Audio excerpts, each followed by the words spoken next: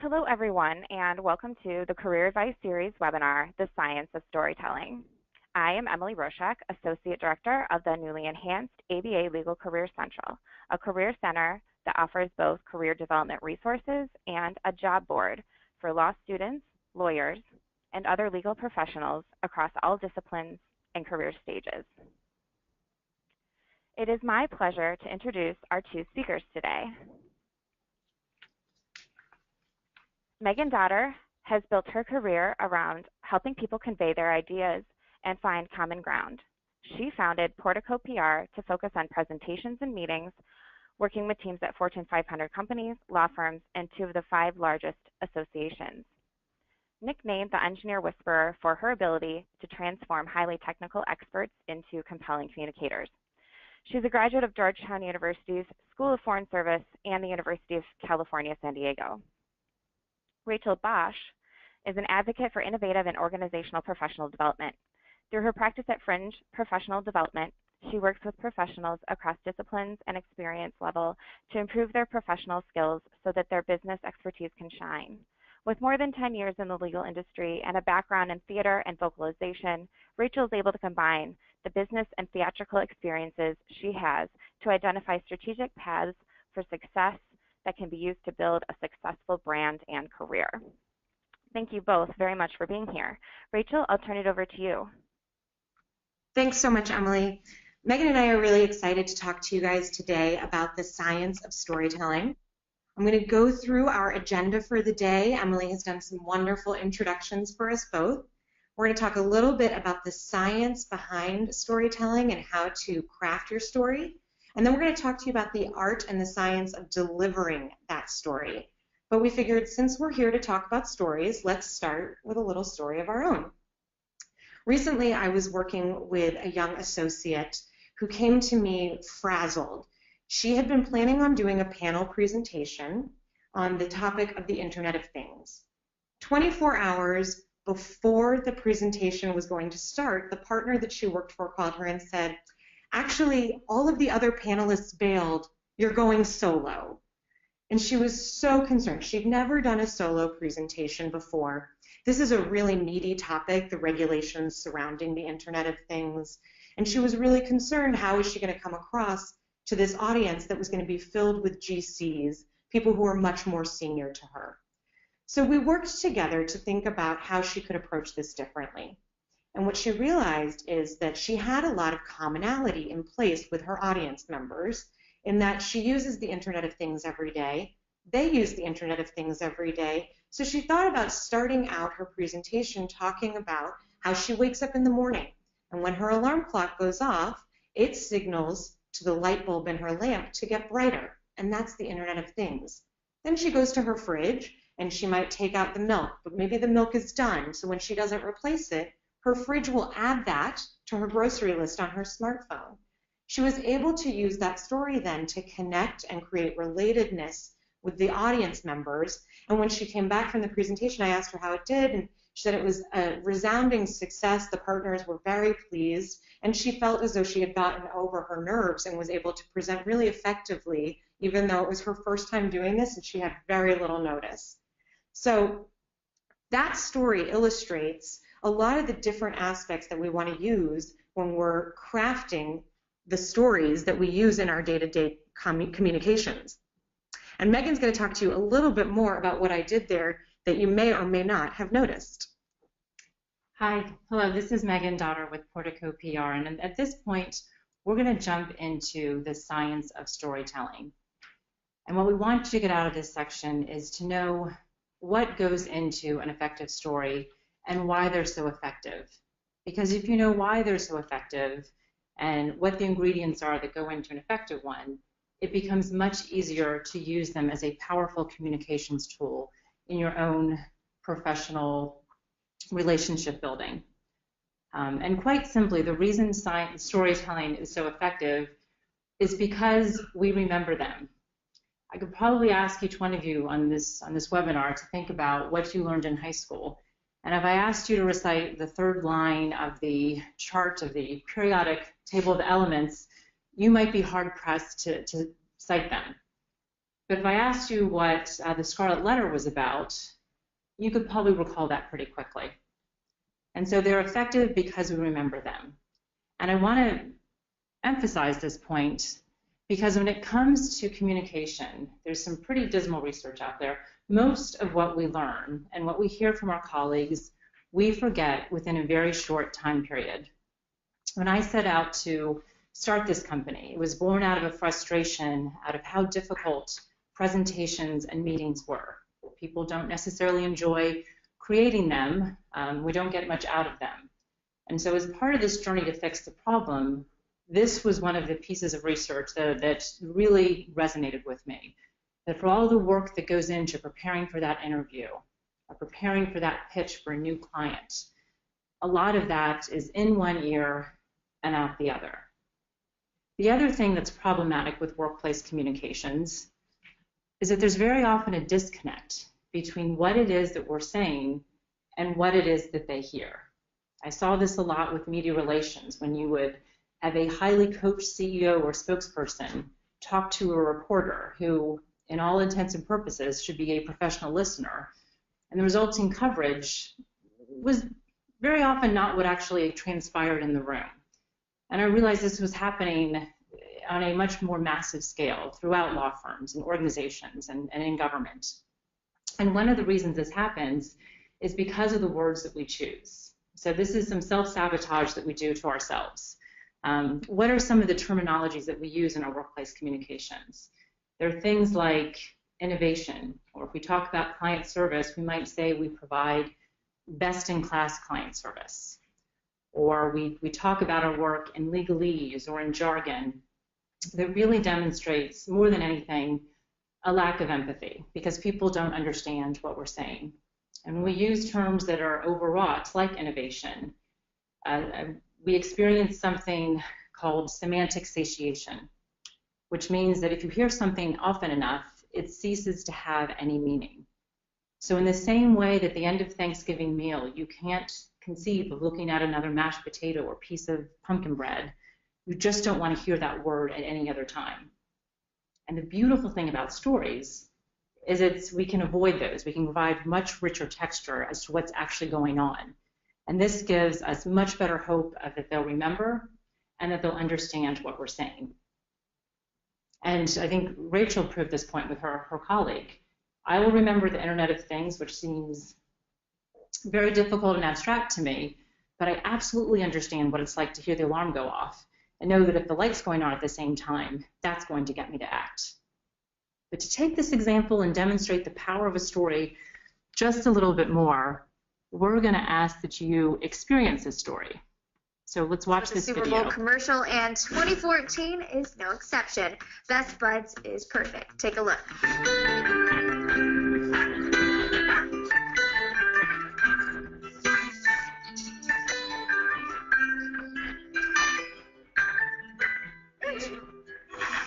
You only need the light when it's burning low. Only miss the sun when it starts to snow. Only know you love her when you let her go. Only know you've been high when you're feeling low. Only hate the road when you're missing home. Only know you love her when you let her go. And you let her go.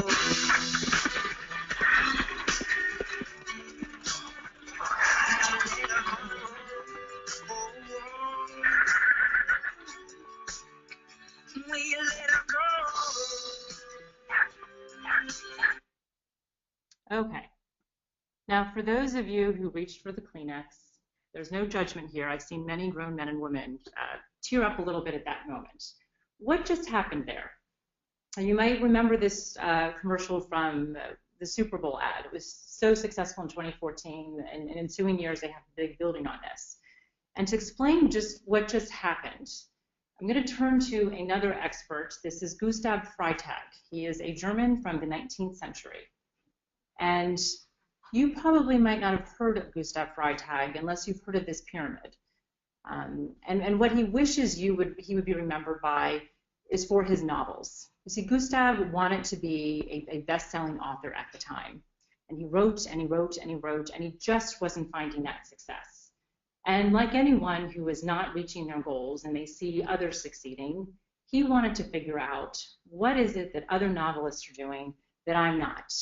And so he went about his very methodical research, and he read all of the great works of literature, and he found that, in fact, there is a pattern to all of these stories. And for the benefit of himself and for all of us, he created the Freytag Pyramid. So let's examine the puppy Clydesdale story with the Freytag Pyramid and see what's going on. At the exposition, at the very beginning, we meet an adorable puppy.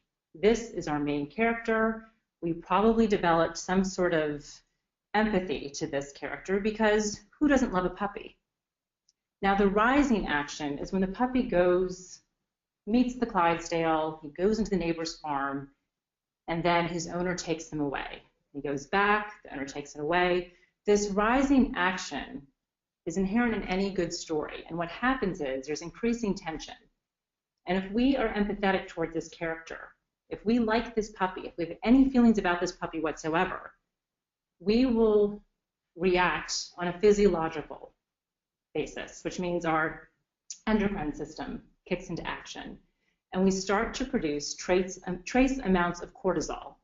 This is the hormone that we produce to help us respond to stress. So we've got this rising tension, and we're starting to feel that stress. The climax is when the puppy is whisked away in the car. You see him looking out the back window, and the Clydesdale is looking very sad. This is the climax. This is the point of no return. Any good story. It's like when Mr. Big leaves Carrie at the altar in the movie. And at this point, if you really care about that character, and if it's stressful enough, you'll start to produce some adrenaline. Now, as the story resolves, if we go towards our Hollywood ending, and there's a falling action, there's a resolution, and things start to come together towards this beautiful resolution, which is French for the word that I'm not going to try to pronounce, we will actually produce oxytocin, which is the bonding and love hormone. This is not to be confused with Oxycontin. That is something different, and for those of you on the call who are involved in controlled substances regulation, that's a whole other activity going on. But oxytocin is precisely what we want our audience to start to develop. Because if we are generating this bonding hormone, we're automatically going to want to help that person. So if you think about the situations where you could really use a story, if you are interviewing for that job at the law firm or a clerkship, or if you want that great potential client to hire your firm, or if you want your colleagues as general counsel to finally get what it is that you're explaining to them, use these other powers, get their emotions involved. That's going to help them. This is why they remember stories, because our bodies actually have a physiological response to them. So let's think about how we can create our own stories. We absolutely need a character. And in this case, it was a puppy. I would recommend for most of us on this call in our professional lives, it would be an actual human. And I make this point because we work with engineers, we work with scientists who look at products and discoveries as characters. They're not. We want a human to create that empathy link. And then we want to create some tension. So talk about a problem and then a solution. That's when things really get interesting. There's a Hollywood producer who said, when I'm looking at scripts, until I get to the point where something doesn't go as planned, it's not an interesting story to me. The studio is not going to invest in it. And so I encourage you to think about this in terms of the stories that you can tell. When is it that something didn't go as planned, and what can you learn from it? Another way to think about stories is if you're trying to get people to think in a more aspirational way.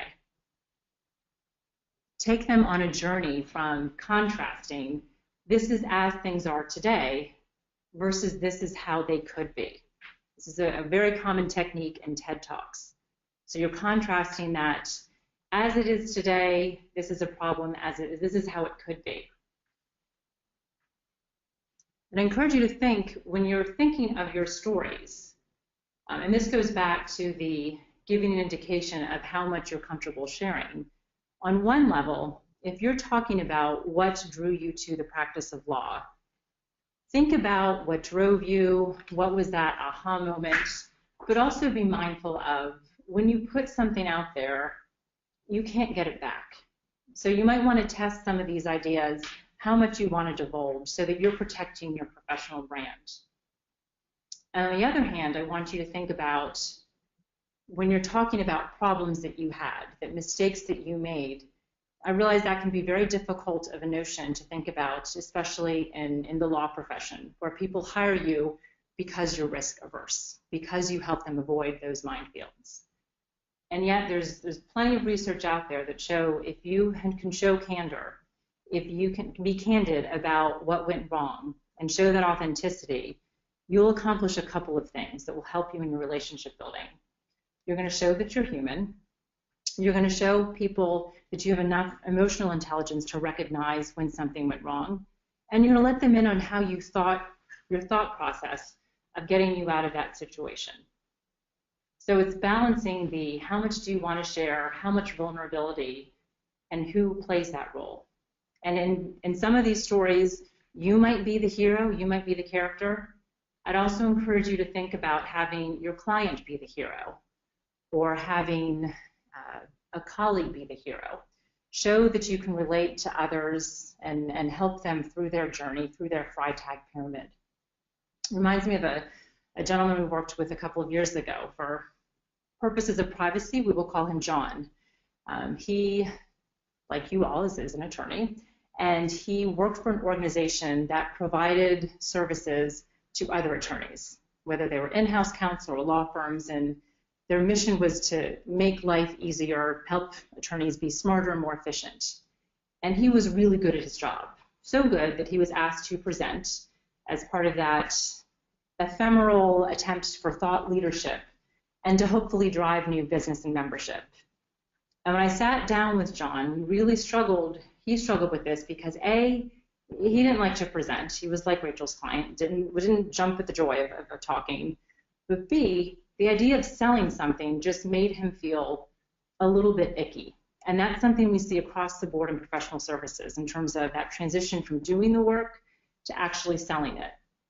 So we did some interview, and I thought, how do we get the best story out of him? And I said, John, how did you end up here? You have phenomenal education, experience. You could do anything in the world. Why are you in this specific role? And so he explained his resume, that he went to law school, he had a clerkship, he went to a great law firm, and then he was where he thought he wanted to be, which is as an in-house counsel. And once he got there, he felt very lonely. He felt very isolated. He missed having other legal minds to collaborate with. He felt as he was on an island. I didn't know the people at the law firm enough to call them, and he was afraid that the hours were going to start ticking. And then once he found about the organization that he now works for, he thought, this is amazing. This is what I've been looking for. This is my lifeboat. And once he realized how much of a added value this organization was, he decided to make it his life's work to help others benefit from their services. So that was his entry. That's how we started off his presentation. And it just set the tone that he was one of them. He understood. They understood his motivations. And it didn't feel so salesy. And after that presentation, he had people lined up to talk to him about how they could work together. So that's finding that balance of how much do you want to share? What person are you? Then there's another point. So there aren't every situation. You want to know when stories are appropriate and when they're not. When they're not appropriate is when there's a big issue / crisis percolating. And in that case, you don't have time for that kind of runway to build up a character and talk about the stress and the climax and the point of no return. And the approach you might want to take from this is a shift of storytelling, and we borrow from the military. This is called bluff, or bottom line up front. So if you find yourself in a work situation and you need to communicate that something didn't quite go wrong, or the partner needs to know about this, reverse the thinking. I totally appreciate the fact that attorneys, engineers, the brightest minds out there often have a very methodical, process-oriented way of building up the case and explaining how they got to a point. I ask you to do that and then start with your conclusion and ask them to direct how much detail and information and context you want to include. So that's your kind of antidote to the storytelling technique. So with that is a wrap-up of the science of storytelling. And as Rachel will explain, content is only half the battle, if that, or half of the solution. How you convey the story is just as important. But before we jump into the art of delivery, we want to take a pause right now and take some questions from the audience. So we've got a great question that just came in. So Meghan, how can you tell a story during an elevator talk? So an elevator pitch, we'll take. Yeah, short period of time. Short period of time. If it is explaining what you do, I would follow that I with the verb, help, insert a noun. So if I will put myself in it, I help smart people become understandable to the rest of the world. That's my summary elevator pitch. The best way to do an elevator pitch is to start by asking a question of who you're talking to. That'll give you an indication of what they're interested in. And think about every conversation like a Venn diagram. You've got your circle of what you would like to explain to the managing partner that you are in the elevator with. I want you to ask her what she's working on, or find that commonality. And once you can construct that Venn diagram, start your conversation there. Great. One more question. What's your recommendation for the best storytelling approach when you have an audience that refuses to believe the facts? A skeptical audience. A skeptical audience. That is a big challenge because, as Aristotle told us, one of the 3 ingredients you have to have for an effective communication, it's got to be credibility. If you know that the audience is super skeptical, I would do everything you can before even presenting, if you have a choice, and build those relationships. Or find that one area that you both agree on. And I realize in this climate it can be difficult to find that shared perspective, but the more you can do research about what it is you have in common and the way you both believe to be true, that should be your starting point. Great. And then one more. Is there a proportionate formula for which points of the Freytag pyramid are reached at what point in a document? So when you're telling a story, is that Freytag pyramid scalable? It is, and the idea is to have some flexibility. So if there's a lot of tension, or if there are a couple of characters, take that time to develop it. The one thing you want to be mindful of is don't have your story go so long that you're describing all of the tension and it goes on for more than 7, 8, 9 minutes. There's something magic about the 10-minute mark that people's attention seems to drop off, which is why Rachel and I are peppering you with stories at these intervals so that you stay engaged. Practice your stories. Rachel's going to talk more about that. But just kind of, it's more of you need to have a character, you need to have tension, you need to have conflict, and you need to have a resolution. I think we have time for one more question, and we'll keep on moving. But keep the questions coming because we'll have time at the end of the presentation as well. Is there a way to repeat the question and answer on how to tell a story in an elevator speech? So you said start with that question. Start with the question. So I think so. I think that's just that's being able to follow up. So I help smart people communicate better. Have you experienced a challenge in that area? I see. I think it's brain delay. I'm now understanding your question.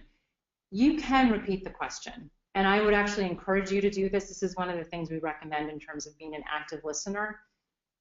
Repeating the question that someone gives you a time to make sure that you understand it, and it also buys you a little bit of time to formulate what your answer is going to be. But as a general rule, I would think about have some stories in your back pocket to use, why you chose the practice of law, the most amazing case that you've worked on, or client experience, and you'll find how they can fit in when they're appropriate. But the key is to practice, use your colleagues, use your classmates, so that by the time it's prime time, you're relaxed and can do it. And with that, I will turn the floor over to Rachel to tell us about the art of delivery. Thanks, Megan. That was great. So Megan has helped you figure out how to structure your content, how to show things as it is, how it could be, and how to really get people to come on the story arc with you. So what we want to talk to you about now is the art of delivery. And as Stephen Sondheim said, art isn't easy. It takes time, it takes a bit of cultivation, but everybody can get there. So you got your story in place. Now you want to deliver that message with clarity and with confidence. Most of the attorneys that I work with spend a lot of time actually delivering and getting their content together. When it comes time to deliver it, they find themselves frozen by fear. And I think that that's really a universal challenge when people are presenting, is that fear starts to take over. So when I'm working with someone, I share with them my favorite acronym about fear. Some of you may have heard this before, and that is that fear is false events appearing real.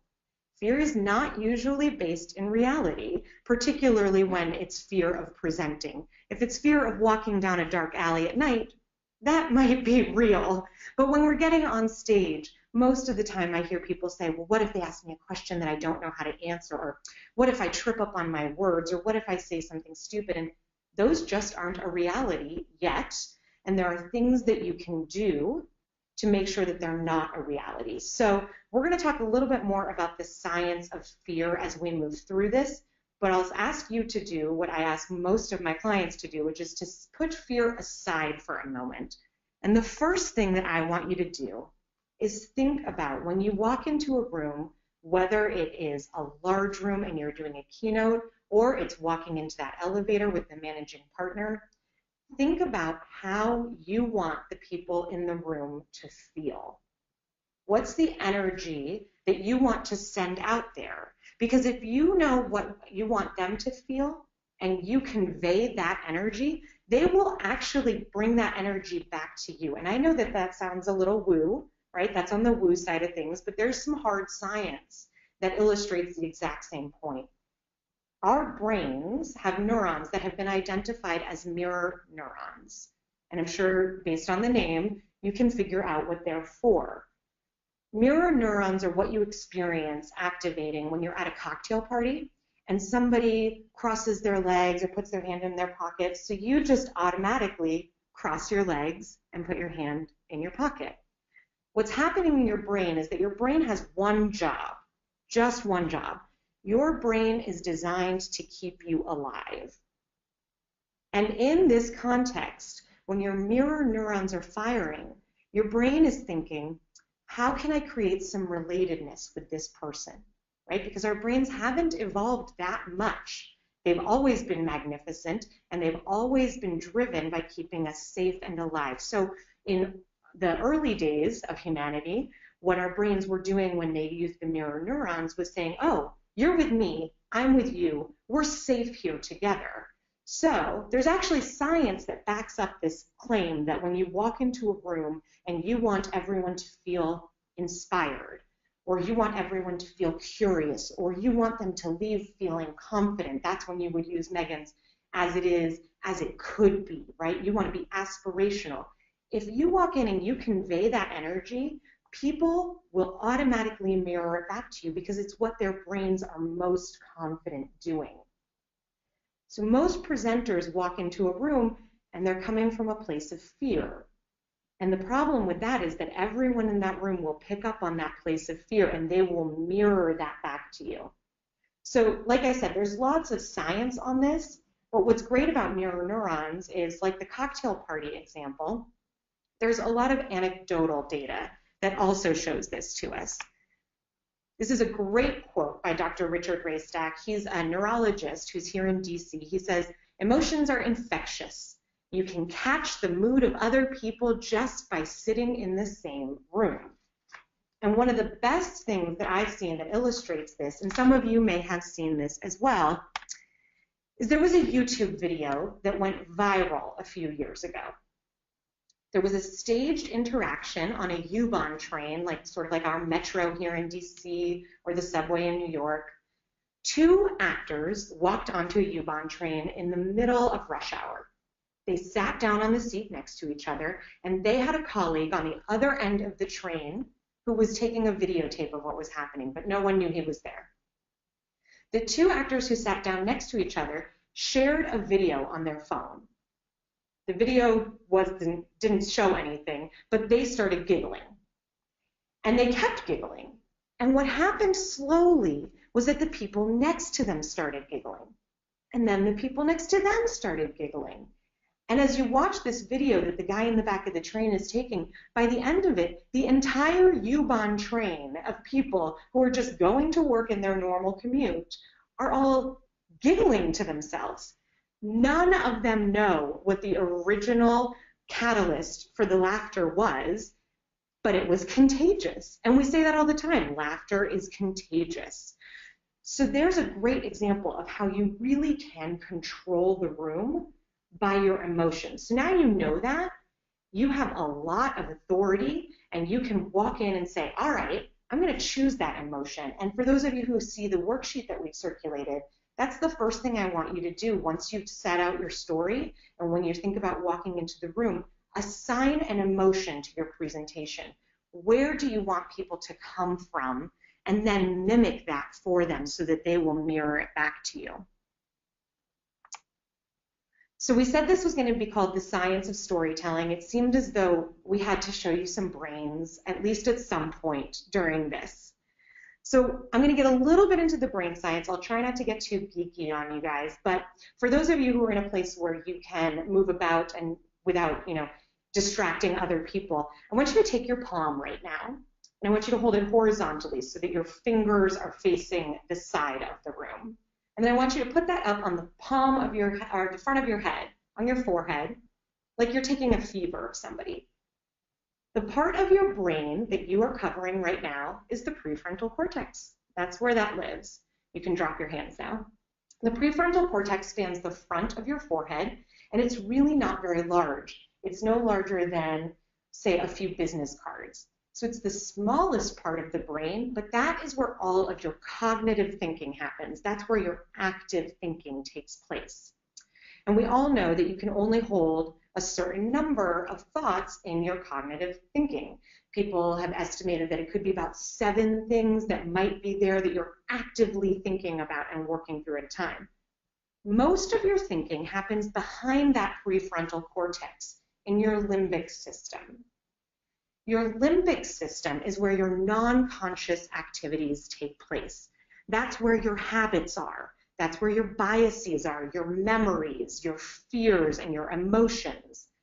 And so to understand what's happening when you walk into a room to give a presentation and you're feeling that fear, you have to understand what's happening in your limbic system, in your non-conscious. So the 2 pieces of the brain that I've highlighted here for you are the hippocampus and the amygdala, and they live deep in that limbic system. The hippocampus is where your fight or flight lives, where that sense lives.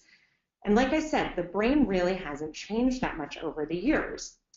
So when you walk into a boardroom to give a presentation, or you're about to start a deposition of a witness, and you're fearful and you think, oh my God, I can't do this, that's the exact same part of your brain that helped your ancestor run away from a mountain lion who chased him into his cave. It's exactly the same. It's just that our stress stimuli has really changed over the years.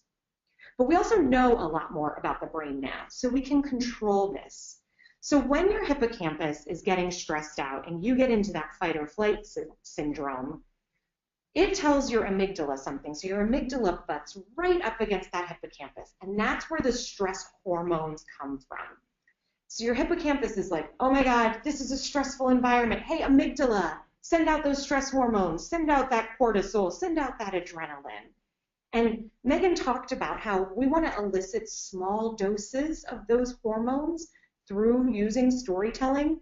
What we really want to do on our end is control those hormones. We want to keep those at a low level because those hormones are the things that cause a lot of the normal problems with presentations that we feel. So when your heart starts racing, when your hands are shaking, if your voice starts to quiver, all of that is being caused by those stress hormones that are coming out of your amygdala.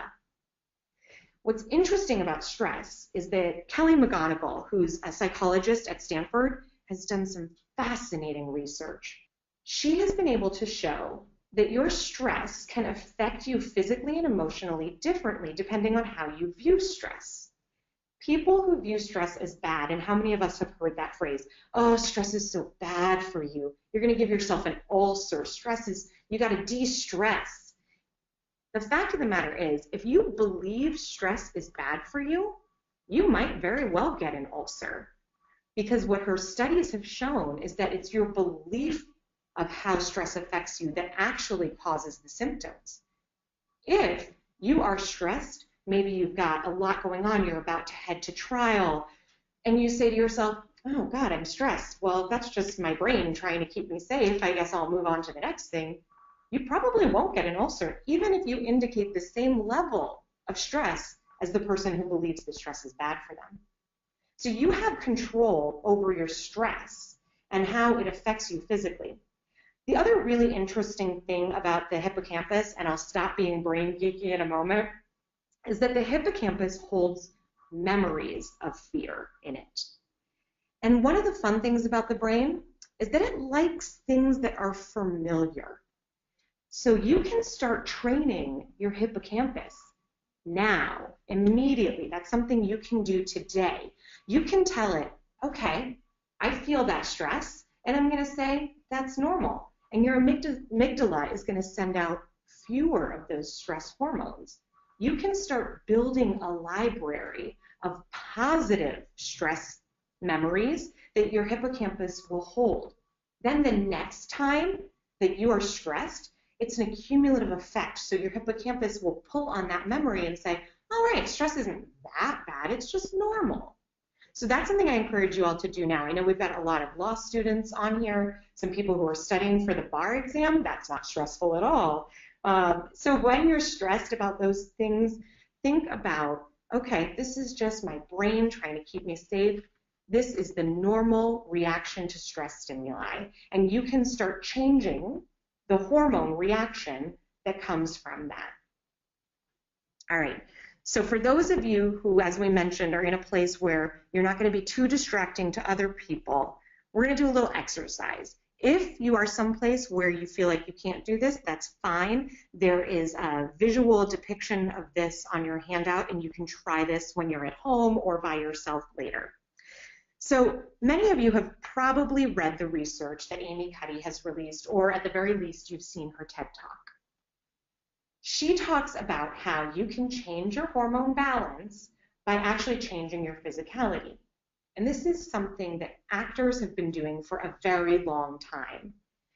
In the late 1800s, there was an actor at the time known as an orator, F.M. Alexander. He was very well known, and about quarter of the way through his career, he started experiencing severe hoarseness. And he couldn't quite figure out what was going on. He went to see a lot of doctors, and no one could figure it out. They tried medicating him. They tried using steam. Nothing was working to cure Alexander's hoarseness. And so he started thinking, okay, well, maybe there's something that's happening that I'm causing internally. So he started to think about stress and fear and the way that that was impacting him physically. And what he started to notice about himself was that he was so stressed before he would go out to present or to perform that he was actually clenching up. And I think we all do this, especially if you sit in a computer all day. You bring those shoulders up, and it's almost like you're clenching your throat. And he was slamming his vocal cords on each other because they were so tense. So he started developing a technique to combat this. This technique is called the Alexander technique. It's still taught in most theater classes and schools today because it's a great way to find a neutral place to start building a character from, or for the purposes of this group, it's a great place just to center before you go out and start a presentation. So for those of you who are able, I'd like to ask you to stand up at your desks right now, and we're going to go through this quick little exercise. The first thing I want you to do is I want you to plant your feet firmly about hip width apart underneath you. I want you to feel the ground. I really want you to push into the ground and become very centered in where your feet are. The next thing you're going to do is think about where your pelvis is. And what you want to do is make sure that your pelvis is not swaying back, but is just nice and neutral so that you've got a nice stack, pelvis, knees, feet. The third step to this is to think about your shoulder blades. And I want you to think about the back of your shoulder blades. Imagine that you are holding a piece of paper upright in the air by pinching it between your two shoulder blades. What you should feel when you do that is a nice opening of the chest, which we'll get to the actual vocal performance and vocal presentation side in a moment, but what you're doing when you do that is you're creating a chamber of resonance, so you're going to be heard more clearly. Step 4, think about what's going on, what Alexander is feeling in his neck and in his jaw. Is there tension there? Wiggle your jaw around, move your neck around, make sure it's nice and loose. And then the final step to this technique, I want you to imagine that there is a thread from the top of your head, and somebody is just ever so gently pulling up on that. And even those of us with the best posture, when we get to this part in Alexander technique, will find that we almost grow a few more centimeters. There's some space in there. And those of us who are habitual hunters will find maybe an inch or two in there. And so once you're there, feet planted firmly, pelvis nice and neutral, shoulder blades back, jaw relaxed, and head nice and tall, I want you to just hold it there. We won't hold there for the purposes of this, but when you're doing this exercise at home or before a presentation or before a big meeting, I encourage you to just pause there for about 30 seconds and just feel what that's like. Most clients tell me that they feel more centered, that they feel more calm, that they feel a reduction in those stress hormones that we talked about, and they feel more prepared to move on calmly, cleanly, and with authority as they tell their story that they've spent so much time and energy crafting. If you're still standing, go ahead and sit down. I want to talk a little bit about presence. Executive presence, professional presence has been very much in the headlines recently. There's a lot that people have been saying about how having a strong executive presence or professional presence can affect your career. There's been a lot of talk about emotional intelligence. Meghan mentioned that earlier and how that plays into presence. The Center for Talent Innovation has done some of the most phenomenal research on executive and professional presence. They were actually able to put a nice, clean number on this. And when it comes to being put up for promotion, when it comes to being sought after by clients, when it comes to being put in a leadership or trust role, organizations can qualify that about 30% of that choice is based solely on the person's individual executive presence. How much presence do they convey? So what that tells us is you can be the most phenomenal lawyer. You can be the subject matter expertise. But if you don't have the presence component, that's going to inevitably hold you back with your colleagues and with your clients. Almost everybody breaks down presence into 3 nice little buckets. There's the behavioral side of presence. That's building trust. That's something that takes a lot of time. And for the junior lawyers on the call, I would say read a little bit more about executive presence. There's a lot that you can be doing now to start building that trust and that expertise and people's knowledge of who you are now in the early stages of your career. The second bucket is the physical side of presence. That's how you show up. That's how you walk into a room. That's having that nice centered approach that you just did with the Alexander technique when you're about to present. It really comes down to poise. And the third aspect of executive presence or professional presence is how you verbalize, not just what you say, very important, but also how you say it.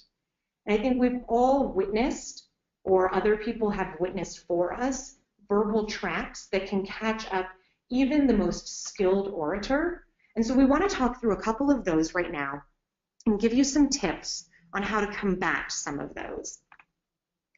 The three things that I see most frequently are speed talking, the use of filler words like and up talking. So we want to take those one at a time. The first, speed talking. As you might have guessed, speed talking goes back to those two brains that I showed you. It is your nervous system and it is your stress hormones taking over for you. The best thing that you can do is a neutral reset like we just did. Calm yourself. Maybe write a note to yourself that no one else can see that just says slow.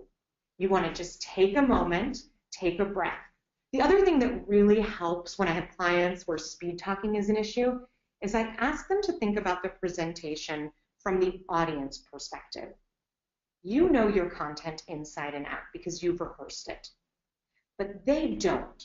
And you want to be generous with your audience. You want to give their brains time to absorb what you're saying and to have insights. So that's the other thing that can help people to slow down, is thinking about being generous with their audience, giving them that time. Like and are two very common filler words that we see. And a lot of people think like filler words are very Valley Girl. You just see those with young women. That's not really true. And a filler word can be anything. It doesn't just have to be like, you know. I worked with a policy analyst recently, and he does a lot of live interviews. And what he would do during these live interviews is every time somebody asked him a question, he would say, sure. And then he would proceed and answer the question. And I picked up on this and we delved into it. And what we realized is that he just needed a minute to think about his answer. And that's all that filler words are doing. They're giving your brain a little pause so that you can fill in some answers and then regurgitate them out. What we found is that if you are really confident in your content, you will not resort to filler words. What this means is you can't just know the content. We really want you to rehearse it. Rehearse it at least 5 times. And what I'd like to see with clients is that they can rehearse it while doing another task. If you can go through your presentation while folding laundry, while doing the dishes, you have now moved the presentation from that prefrontal cortex, that cognitive place in your brain, into the habitual part of your brain, into your limbic system. Which means that if you practice without filler words, your brain will not use filler words when you are pulling on those habits to give the presentation. The third area that we see a lot is up-talking. Up-talking is when you end a statement as if it's a question. And I'll give you an example because it can be hard to understand. Meghan, I'm going to the store. Are you sure? I'm not sure. Sure. Yeah. I don't think anyone believes that I'm actually going to the store when I say that. A lot of people do this at the end of their sentences, and all it really is doing is undermining your credibility. There's a lot of research out there about pitch and credibility, and what you want to do is ground the end of your sentences. So instead of saying, I'm going to the store, which leaves people with a lot of doubts, like she doesn't sound like she's going to the store, I want to say something that's much more grounded. So the quick fix to up-talking is to take questions and move them into the statement. So, Meghan, do you think I should go to the store? It's a question, but I'm practicing grounding that. Then when I get to a statement, it's really easy to ground it at the end. So those are the 3 largest verbal traps that we see and some ways to combat them. And then even once we get through all of that, I will still have clients who say, Rachel, I'm still really scared to give this presentation. And to that, I have a really simple question. Who do you want to be? Even Beyonce, one of my favorite women in the entire world, has a presentation persona. Some of you might know this. So When Beyonce is at home with her family, she's Beyonce. But when she's on stage, she's Sasha Fierce. And there's no reason that you can't do this either. This doesn't mean that you're going to put on a show or an act or be somebody who you're not. But I want you to think about who is somebody whose presentation style I really admire and I want to emulate. For me, that's Savannah Guthrie. She's authentic, she's relatable, but she's still highly credible and intelligent. So I will look at videos of Savannah Guthrie presenting, and I'll think about, okay, what are some things that I can pull from that? How can I be a little bit more Savannah Guthrie-y when I am presenting so that I don't have to rely on just being Rachael Bosch? So find yourself a performance persona if that's something that you want. Think about those verbal tics and the verbal tracks and start using the emotion and the physical to bring together a more confident and authentic presentation style. Rachael, thank you. I always learn a little bit more each time I hear you present. We have a lot of good questions coming in. Oh, great. First one up is, how can you use body language to support your storytelling? What are some things when you're telling a story that you can reinforce through your body language? What are some tips? That's a great question. One of the first things that I would say is you want to be very purposeful with your body language. And so if you're telling a story and you have that, think about your Freytag pyramid. You've got that beginning, you've got that middle, the climax, and then the falling movement. You can actually use that. Think about mapping that out with your hands. Or simply when you have 3 points, you can say, almost move your hands forward and to the left. We've got this point, and you actually want to place that point somewhere on the stage. You don't want a lot of movement, but you want it to be very specific. And then maybe you'll find another place on the stage, and you'll do that same movement again. And then point 2. So you're actually going to place those points physically around the stage, and it helps your audience know what you're talking about. Then what's fascinating is if you walked back over to point 1, your audience knows what you're about to talk about, and you can go talk about point 1 again. So it sounds like there's an opportunity to use some more hand motions, which people might not always think about. Now, for some of us, they're on the stage. What about if you're sitting at a conference table? Is there a way for body language and hand movement? Is that appropriate? I think it's very appropriate. I find that I'll go back to my Savannah Guthrie reference. Savannah Guthrie does this great, and if you may have never noticed it, but go back, watch it, you'll see it now. She does this great open hand gesture. It's directive, like a point, but it's not aggressive because it's her entire hand and it's fully open. So it's saying, come with me. That's one that I particularly like to use at conference tables because I'm just using the upper half of my body, but I'm keeping people engaged. One of the things, and you mentioned this earlier, is we have in our brains a very limited time span for attention. Sometimes you can use limited and purposeful gestures to reconnect and re-engage the audience. And if that's sitting around a table, just think about simple things like an open hand gesture or drawing out the story that you can do just with your 2 hands. You don't need to walk or move around, but it can focus people and get them re-engaged. Okay, great. Another question that came in is, how long does it take to transform someone who's pretty nervous about telling a story or getting in front of people to becoming a comfortable presenter? What are things they can do? What's one thing they can do? And how long does it take to make that transformation? So this is the answer that no one likes to give, but I will give it. It depends. It depends on each person and their individual hang-ups. I would say the best thing that you can always do is rehearse.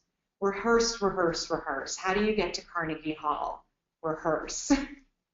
If you're rehearsing, even the most nervous presenter, like I mentioned earlier, is going to move the presentation from their cognitive brain into their habitual brain. And so it's going to happen. Think about it with sports. This is like when Kobe sits and visualizes the game.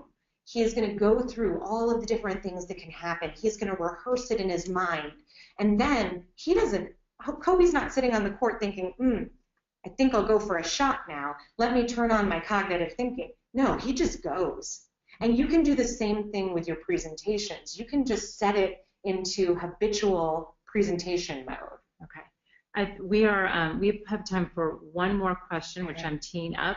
I do want to let everyone know that our contact information is available. So if we did not get to your question, or if something else comes up, please reach out to us. We will keep the conversation going. But before we leave, what are effective techniques to get a strong, resonant voice? What can we do to improve our voice? We have the whole neural reset to get ourselves physically. What's a quick, if there is such a thing, quick vocal exercise to get that voice? Is it breathing? What can we do? Breathing is the biggest thing. Breathing is the most important. And like I said, when you go through that Alexander technique, you're automatically going to open one of your centers of resonance. You have 3. The first is your diaphragm. The second is your chest. And the third is your forehead, your mask, your nasal system. So the best thing that you can do is open up those shoulder blades. That will open up the diaphragm and the chest. And to actually just breathe very deeply into that, you're creating those resonant spaces. They exist in all of us. We just tend to have our bodies curved inwards, which collapses them. So all you really want to do is open that up and think about your body as if it's a guitar or a cello. You want that nice open space, and just breathe into it, and you will actually hear the tone of your vocalization change immediately. Great. Thank you. Thank you. Thanks, everyone, for joining us. I'll echo what Meghan said. Please feel free to reach out. We'd love to keep the conversation going. And practice your stories. Thank you. Thank you so much, Rachel and Meghan, for all the great insight on the science behind storytelling and giving effective presentations. I know I learned a lot today. Thank you all for attending today's webinar. Please be sure to check out our website at abalcc.org for upcoming free career-related articles and webinars. Recordings of webinars are also available on our website. And upcoming is in April, we have Master the Art of Success, and then in May, just to do a deeper dive, we're having a program on the stress performance link, and it is going to be talking about how you can learn how to use your stress triggers to enhance your performance. So that should be an interesting one to compile on top of this one. So thank you all again. Please complete our short survey before leaving, and thank you again, and have a great day.